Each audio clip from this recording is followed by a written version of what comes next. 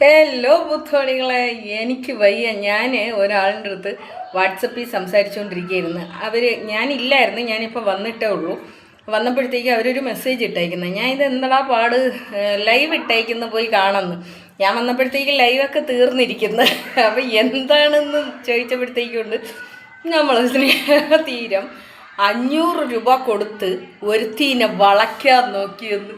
Show, ഇത്രയ്ക്ക് ദാരിദ്ര്യം പഠിച്ച തമ്പുരാനേ.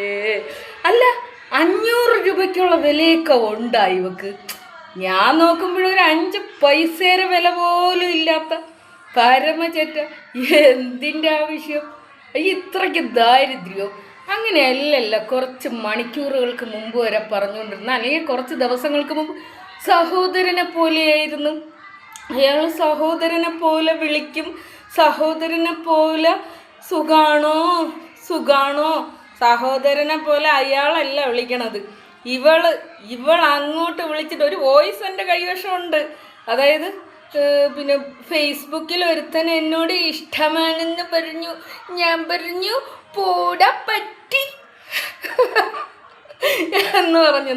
ആ വോയിസ് ഞാനും ഐഷൂട്ടിയും ഇങ്ങേരും കൂടി കേട്ട് കേട്ട് കേട്ട് ചിരിച്ച അന്നത്തെ ദിവസം ഞങ്ങൾ മരിച്ച്. ഇത്രയും ദാരിദ്ര്യമുള്ള ആളുകൾ ഈ ലോകത്തുണ്ടോ എന്ന് പറഞ്ഞിട്ട്. അപ്പോൾ അത് പറഞ്ഞ മനുഷ്യൻ തന്നെ ഇവൾക്ക് 500 ഗുണവ കൊടുത്തിട്ട് വളയ്ക്കാൻ നോക്കിയെന്ന്. 500 അല്ലല്ലോ മോളെ അങ്ങേര് തന്നത്.